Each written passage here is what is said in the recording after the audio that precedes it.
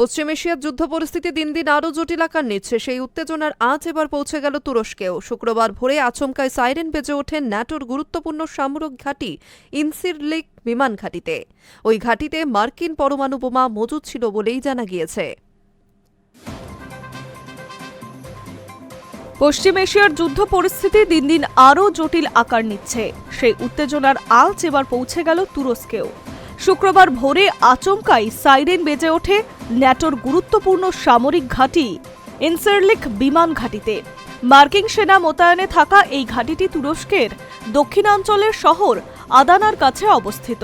ঘটনাকে ঘিরে মুহূর্তের মধ্যে আতঙ্ক ছড়িয়ে পড়েছে গোটা এলাকায়। তুরস্কের রাষ্ট্রায়ত্ত একটি সংবাদ সংস্থা সূত্রে খবর, স্থানীয় সময় ভোররাতেই হঠাৎ এই সাইরেন বেজে ওঠে।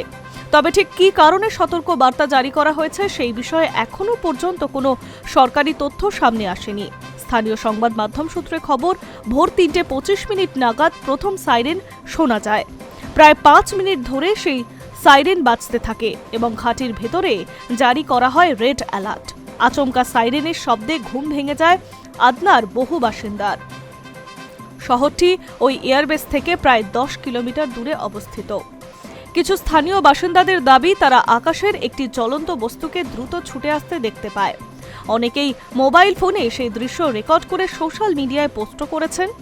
তাদের অনুমান সেটি হয়তো এয়ারবেসের দিকে ধেয়ে আসা কোনো ক্ষেপণাস্ত্র ছিল, যদিও সেই দাবি এখনো সরকারিভাবে নিশ্চিত করা হয়নি। শুধু এয়ারবেস নয়, শহরের বিভিন্ন এলাকায় দমকল ও নিরাপত্তা বাহিনীর সাইরেনও দীর্ঘ সময় ধরে শোনা যায় বলে স্থানীয় সূত্রে খবর। ফলে গোটা এলাকা জুড়ে উদ্বেগের পরিস্থিতি আরও বাড়ছে।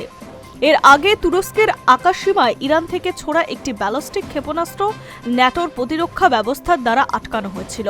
সেই ঘটনার কথা উল্লেখ করে ন্যাটো জানিয়েছিল, গত ৫ দিন ধরে এই দ্বিতীয়বার এমন পরিস্থিতি। এই ঘটনার পর তেহরানকে কড়া বার্তা দিয়েছে তুরস্কের সরকার। তাদের স্পষ্ট বক্তব্য, আর কোনো উস্কানিমূলক পদক্ষেপ মেনে নেওয়া হবে না। পরিস্থিতির গুরুত্ব বিবেচনা করে যুক্তরাষ্ট্রও সতর্ক পদক্ষেপ নিয়েছে। ইতিমধ্যে ইউনাইটেড স্টেটস আদনায় থাকা নিজেদের কনসুলেট সামরিকভাবে বন্ধ করার সিদ্ধান্ত নিয়েছে। পাশাপাশি দক্ষিণ পূর্ব তুরস্কে থাকা মার্কিন নাগরিকদের এলাকা ছেড়ে নিরাপদ স্থানে সরে যাওয়ার পরামর্শ দিয়েছে। উল্লেখযোগ্য বিষয় হল, ইনসিরলিক এয়ারবেস ন্যাটোর অন্যতম কৌশলগত গুরুত্বপূর্ণ সামরিক ঘাঁটি। এই ঘাঁটি ছাড়াও তুরস্কে রয়েছে আরও একটি গুরুত্বপূর্ণ প্রতিরক্ষা কেন্দ্র, কুরেশিক রাডার বেস, যেখানে প্রতিটি প্যাট্রিয়ট ক্ষেপণাস্ত্র প্রতিরক্ষা ব্যবস্থা মোতায়েন করা হয়েছে। মার্কিন ইসরায়েল বনাম ইরান সংঘাত শুরু হওয়ার পর থেকেই পশ্চিম এশিয়ার নানা এলাকায় উত্তেজনা বাড়ছে।